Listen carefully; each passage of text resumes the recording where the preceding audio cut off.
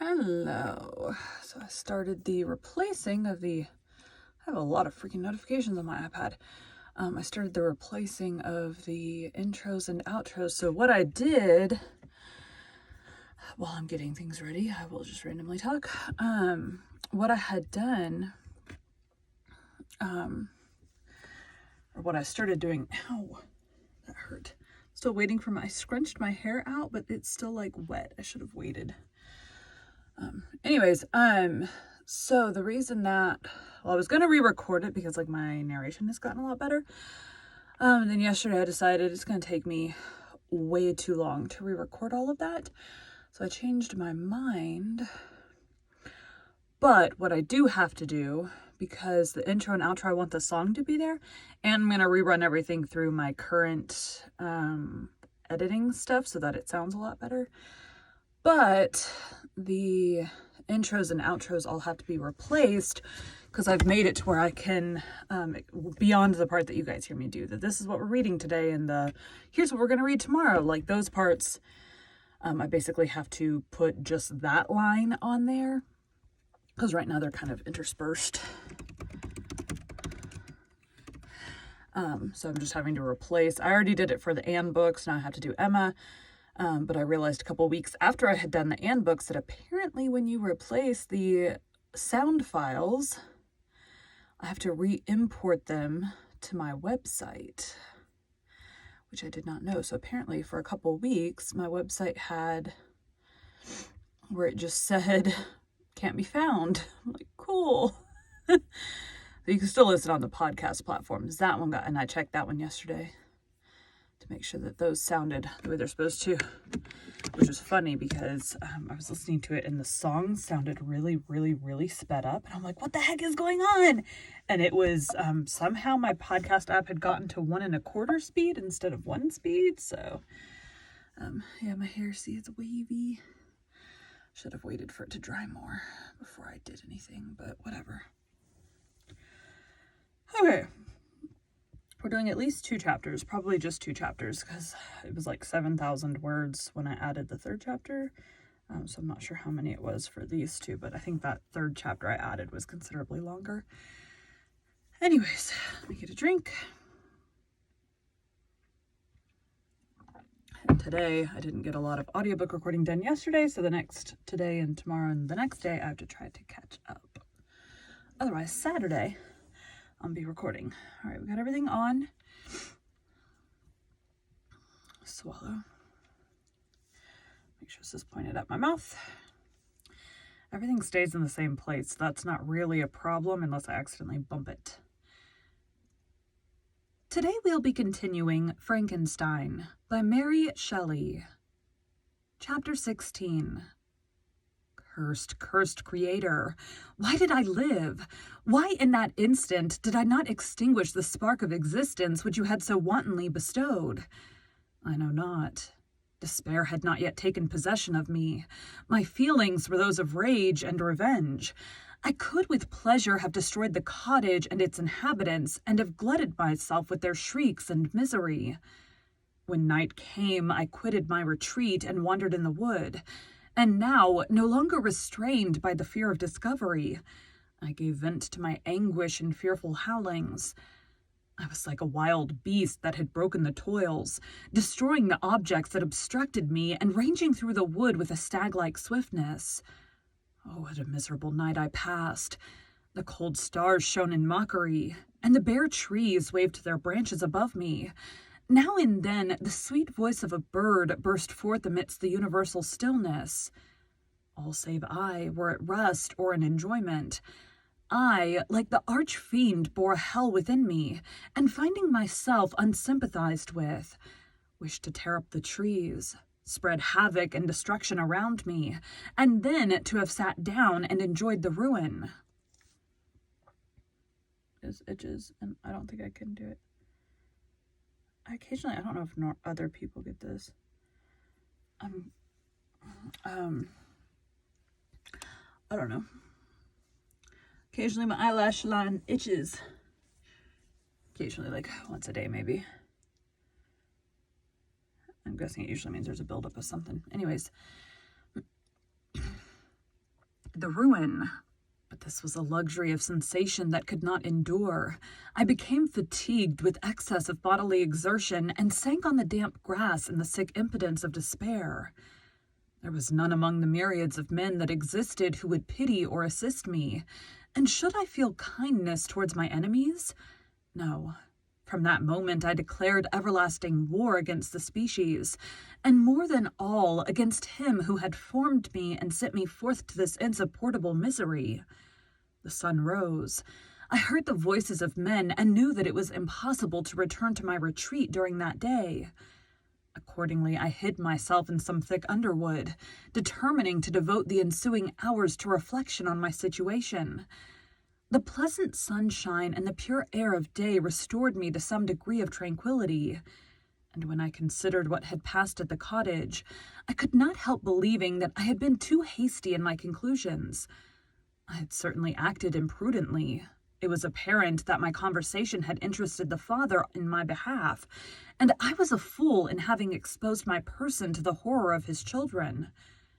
I ought to have familiarized the old De Lacy to me, and by degrees to have discovered myself to the rest of his family, when they should have been prepared for my approach.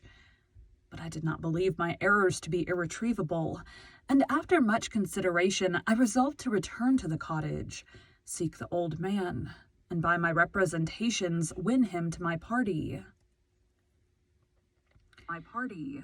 These thoughts calmed me, and in the afternoon I sank into a profound sleep. But the my family is being allowed. But the fever of my blood did not allow me to be visited by peaceful dreams. The horrible scene of my The horrible scene of the preceding day was forever acting before my eyes. The females were flying, and the enraged Felix tearing me from his father's feet. I awoke exhausted, and finding that it was already night, I crept forth from my hiding place and went in search of food. When my hunger was appeased, I directed my steps towards the well-known path that conducted to the cottage. All there was at peace. I crept into my hovel and remained in silent expectation of the accustomed hour when the family arose. That hour passed. The sun mounted high in the heavens, but the cottagers did not appear. I trembled violently, apprehending some dreadful misfortune. The inside of the cottage was dark, and I heard no motion. I cannot describe the agony of this suspense. Presently 2 countrymen passed by, but pausing near the cottage, they entered into conversation, using violent gesticulations, but I did not understand what they said, as they spoke the language of the country, which differed from that of my protectors. Soon after, however, Felix approached with another man. I was surprised, as I knew that he had not quitted the cottage that morning, and waited anxiously to discover from his discourse the meaning of these unusual appearances. "Do you consider," said his companion to him, "that you will be obliged to pay 3 months' rent, and to lose the produce of your garden? I do not wish to take any unfair advantage, and I beg therefore that you will take some days to consider of your determination." "It is utterly useless," replied Felix. "We can never again inhabit your cottage. The life of my father is in the greatest danger, owing to the dreadful circumstance that I have related. My wife and my sister will never recover from their horror. I entreat you not to reason with me any more. Take possession of your tenement and let me fly from this place." Felix trembled violently as he said this. He and his companion entered the cottage, in which they remained for a few minutes, and then departed. I never saw any of the family of De Lacy more. I continued for the remainder of the day in my hovel in a state of utter and stupid despair.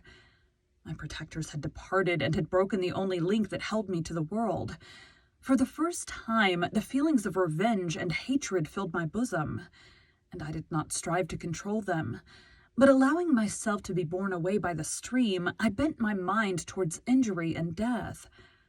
When I thought of my friends, of the mild voice of De Lacy, the gentle eyes of Agatha, and the exquisite beauty of the Arabian, these thoughts vanished, and a gush of tears somewhat soothed me.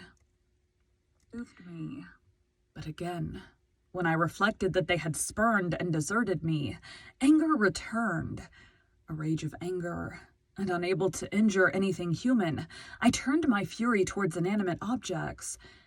As night advanced, I placed a variety of combustibles around the cottage, and after... excuse me. The cottage. And after having destroyed every vestige of cultivation in the garden, I waited with forced impatience until the moon had sunk to commence my operations. As the night advanced, a fierce wind arose from the woods and quickly dispersed the clouds that had loitered in the heavens. The blast tore along like a mighty avalanche and produced a kind of insanity in my spirits that burst all bounds of reason and reflection. I lighted the dry branch of a tree and danced with fury around the devoted cottage, my eyes still fixed on the western horizon, the edge of which the moon nearly touched. A part of its orb was at length hid, and I waved my brand.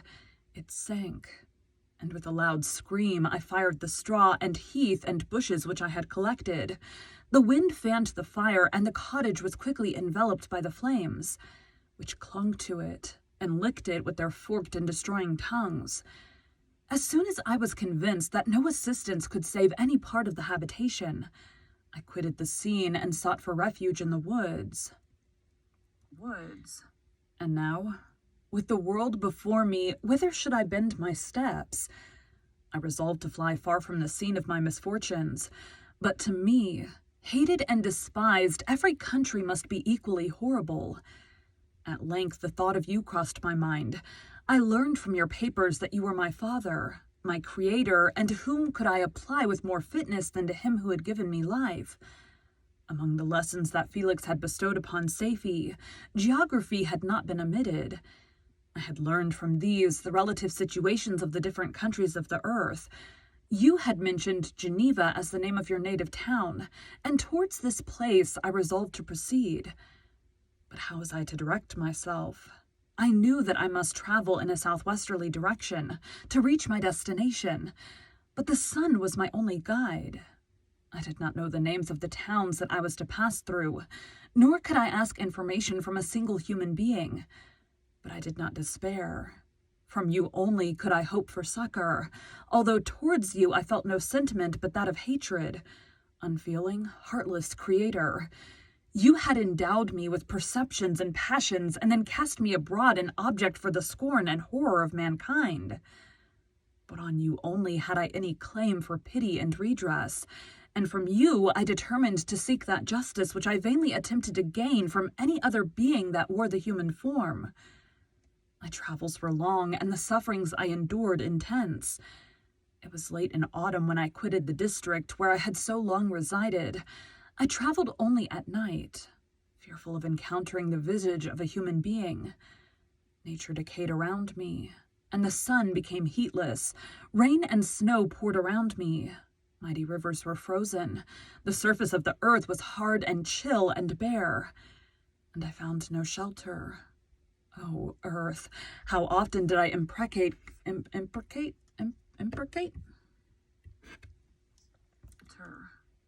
Oh, earth, how often did I imprecate her? Oh, earth, how often did I imprecate curses on the cause of my being? The mildness of my nature had fled, and all within me was turned to gall and bitterness. The nearer I approached to your habitation, the more deeply did I feel the spirit of revenge enkindled in my heart. Snow fell, and the waters were hardened, but I rested not. A few incidents now and then directed me, and I possessed a map of the country, but I often wandered wide from my path. The agony of my feelings allowed me no respite. No incident occurred from which my rage and misery could not extract its food. But a circumstance that happened when I arrived on the confines of Switzerland, when the sun had recovered its warmth and the earth again began to look green, confirmed in an especial manner the bitterness and horror of my feelings. How many times are we going to use the word horror? Horror. As opposed to horror. Feelings. I generally rested during the day and traveled only when I was secured by night from the view of man. One morning, however, finding that my path lay through a deep wood, I ventured to continue my journey after the sun had risen. The day, which was one of the first of spring, cheered even me by the loveliness of its sunshine and the balminess of the air. I felt emotions of gentleness and pleasure that had long appeared dead revive within me. Half surprised by the novelty of this Half surprised by the novelty of these sensations, I allowed myself to be borne away by them, and forgetting my solitude and deformity, dared to be happy. Soft tears again bedewed my cheeks, and I even raised my humid eyes with thankfulness towards the blessed sun, which bestowed such joy upon me. I continued to wind among the paths of the wood, until I came to its boundary, which was skirted by a deep and rapid river, into which many of the trees bent their branches, now budding with the fresh spring. Here I paused, not exactly knowing what path to pursue, when I heard the sound of voices that induced me to conceal myself under the shade of a cypress. I was scarcely hid when a young girl came running towards the spot where I was concealed, laughing as if she ran from someone in sport. She continued her course along the precipitous sides of the river, when suddenly her foot slipped and she fell into the rapid stream.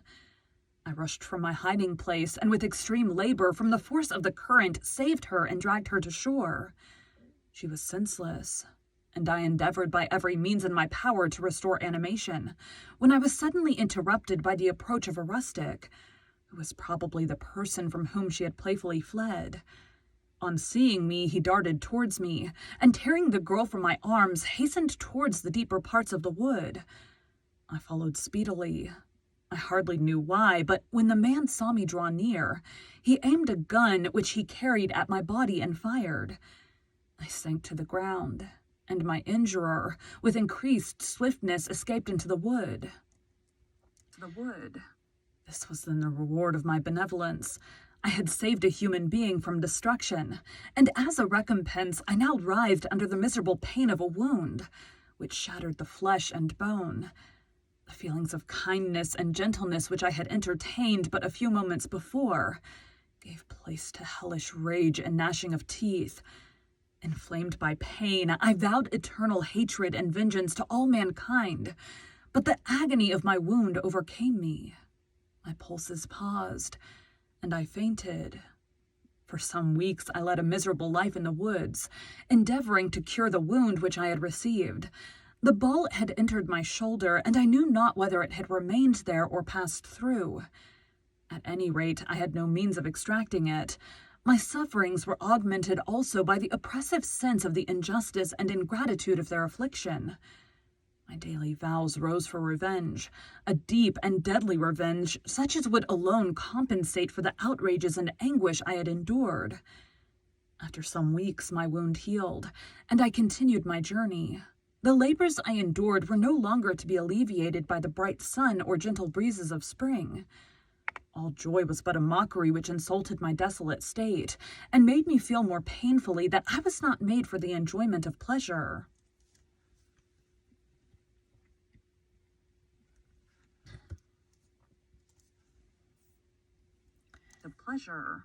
But my toils now drew near a close, and in 2 months from this time I reached the environs of Geneva.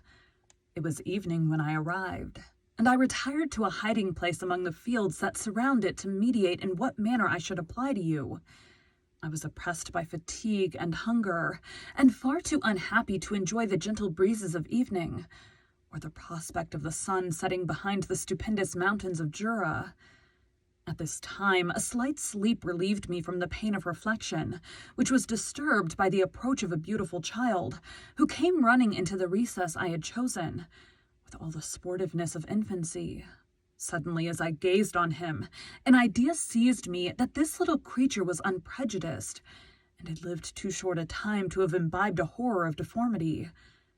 If therefore I could seize him and educate him as my companion and friend, I should not be so desolate in this peopled earth. Urged by this impulse, I seized on the boy as he passed and drew him towards me. As soon as he beheld my form, He placed his hands before his eyes and uttered a shrill scream. I drew his hand forcibly from his face and said, "Child, what is the meaning of this? I do not intend to hurt you. Listen to me." He struggled violently.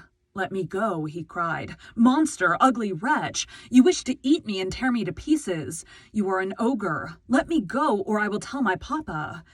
Boy, you will never see your father again. You must come with me. Hideous monster, let me go. My papa is a syndic. He is Frankenstein. He will punish you. You dare not keep me." "Frankenstein? You belong then to my enemy, to him towards whom I have sworn eternal revenge. You shall be my first victim." The child still struggled and loaded me with epithets which carried despair to my heart.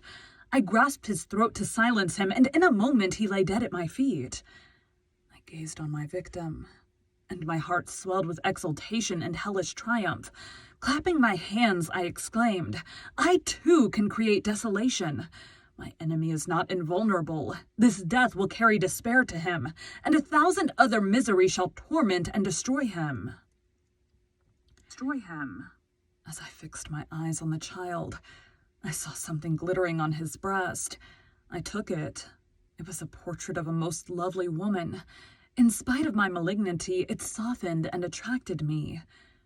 For a few moments I gazed with delight on her dark eyes, fringed by deep lashes, and her lovely lips, but presently my rage returned.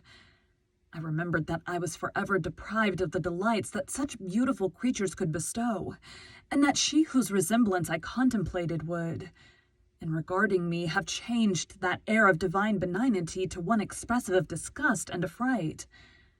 Can you wonder that such thoughts transported me with rage? I only wonder that at that moment, instead of venting my sensations in exclamations and agony, I did not rush among mankind and perish in the attempt to destroy them. While I was overcome by these feelings, I left the spot where I had committed the murder, and seeking a more secluded hiding place, I entered a barn, which had appeared to me to be empty. A woman was sleeping on some straw.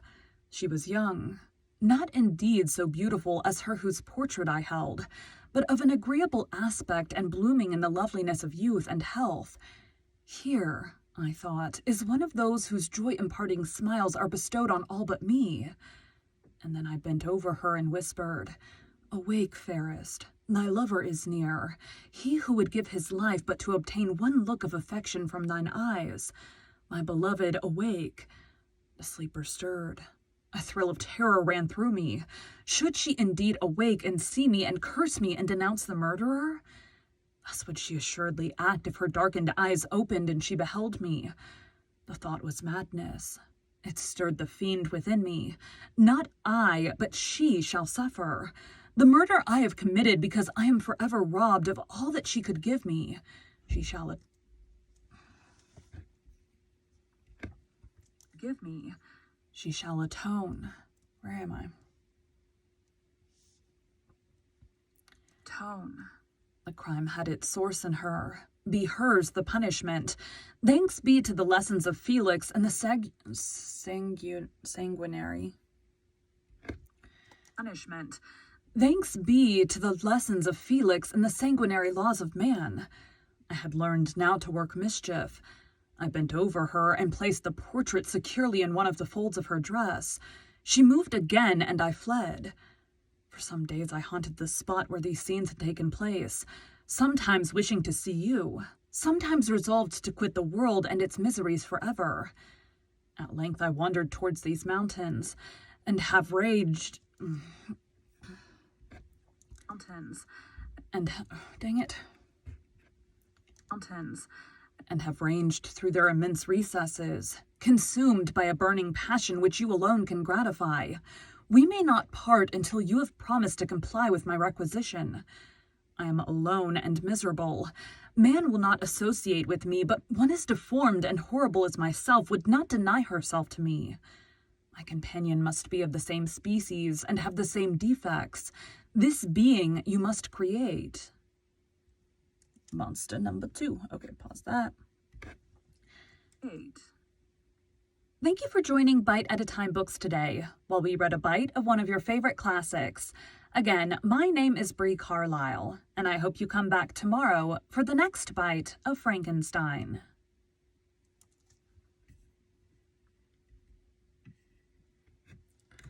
Save. How long is the next chapter? I feel like it was really short.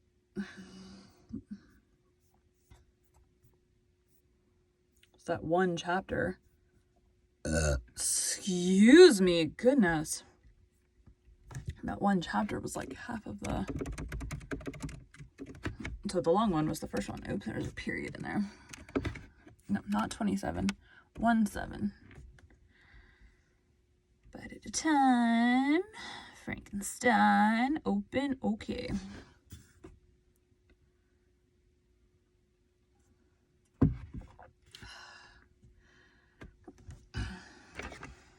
Oh, sorry guys, I gotta start a new video.